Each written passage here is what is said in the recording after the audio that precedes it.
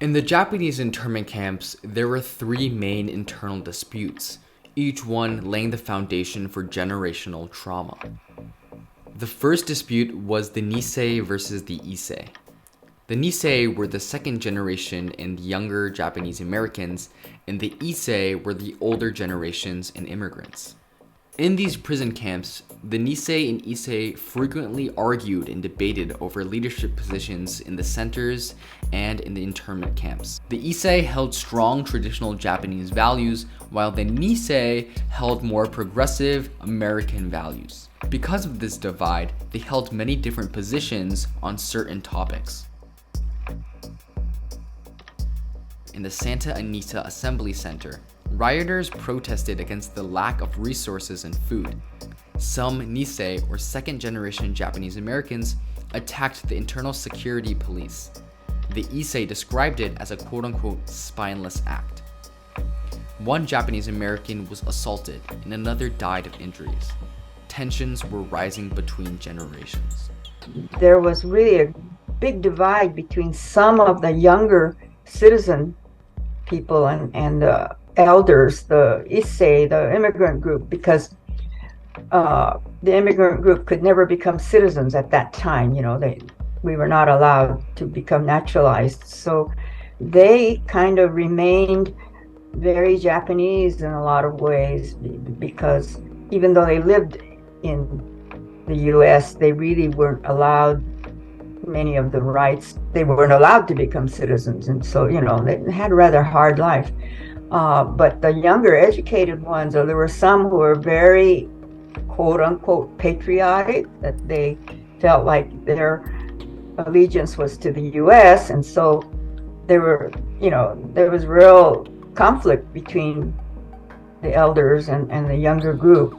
Furthermore, the Nissei, who were more powerful and plentiful, began blocking out Issei from being able to obtain leadership roles in the assembly centers and internment camps. The older generation were really blocked out of any positions of power in the camp.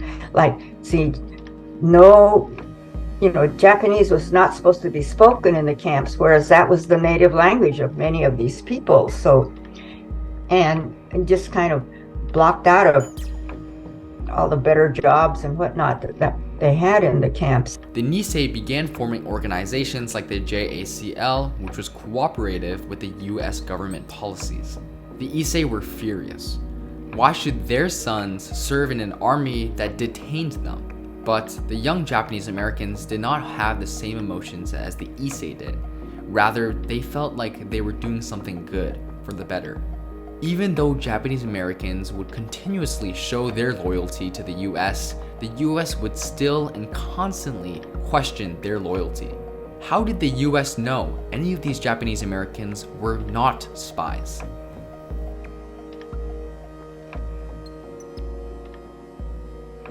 That brings us to our second main dispute, the question of loyalty.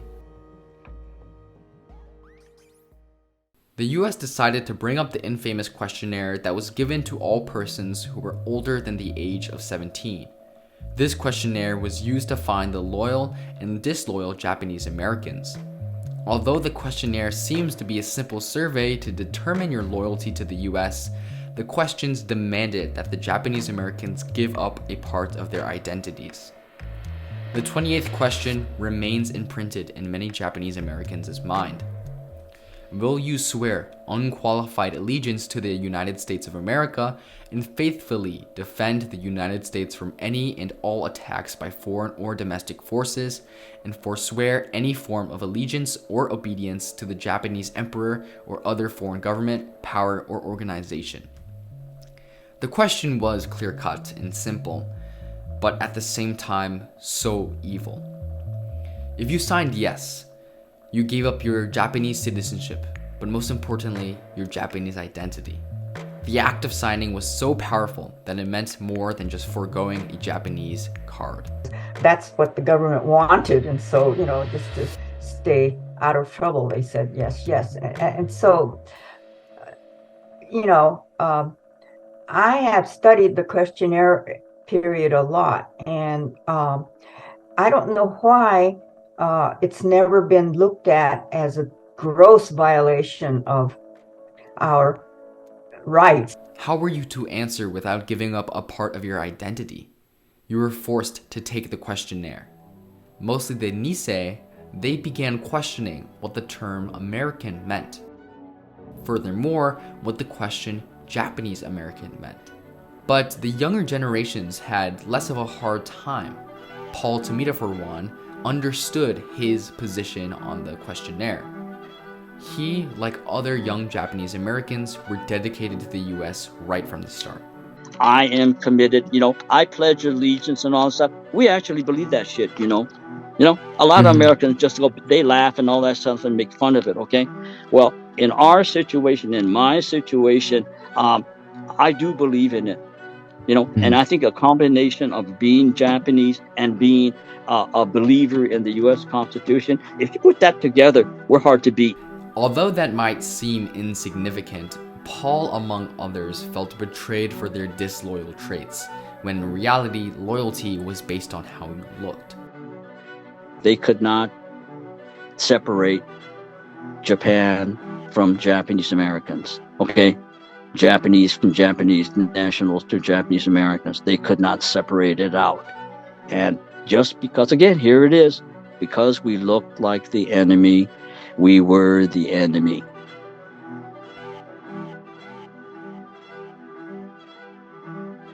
Nissei wanted to fight in the war to prove that they were Americans. It was horrible to witness Nissei fighting to death to prove themselves American, when in the end, American was just a social construct. Most Japanese families wanted to prove to white America that we were as loyal Americans as they are, okay? And one way was to join the military and fight for America, which we did. And I believe that during World War II, both men and women, over 33,000 Japanese Americans fought for America during World War II, both in Europe and in the South Pacific. And yes, it helped. Oh, definitely it helped. I think it showed white America that, hey, maybe these people are as good as us, huh? The third main internal dispute was among family members. Whether it was fighting for the US, moving back to Japan, moving eastward, or filling out the questionnaire, there were many quarrels that divided Japanese American families. For Chizu's family, they were stuck between whether or not to leave or stay in the US. They didn't want to stay in the United States, so they signed up to repatriate, as they called it. And I didn't go along with that decision. I didn't want to be forced to go to Japan, because it's a country I had never visited. I didn't really feel Japanese or anything, so I had quite a conflict with my family. The family was further divided by the questionnaire. Families that got split up because of that, like one child going to Tule Lake and the rest of the family staying in the camp, So it was really a very divisive and life-changing kind of decision that people made at that time. To fight in the war had stronger implications on the family dynamic. And during World War II, while the families are locked up in these camps, their sons and daughters are fighting for America. They have the nerve to expect us to fight for America, even though they locked all their relatives, grandma, grandpa, huh? Their children, their wives, huh? But for many Nissei, going to these camps was incredibly rewarding. Rather than having to listen to all their parents, the camps provided them freedom to do whatever they wanted. There was no more respecting elders and no more following family tradition. Into that, and everything became public, it essentially destroyed the family unit. He would rather eat with his friends, not his family, okay? And when the father says, hey, Paul, eat with us, and Paul Jr., the smart-ass teenager, would say, hey, Pop, no offense, but you don't have any power over me here. Huh? You're in the same position I'm at, okay? And what you had said, the power you had for me back in Seattle, you don't have it here, okay? And I don't have to even listen to you, what you're telling me to do on a daily basis. I could go and live with my friends in the camp. It is very easy to forget about these disputes. They led to broken identities and damaged families. But most importantly, what did it mean to really be quote-unquote Japanese American? Japanese Americans would continue to question who they were.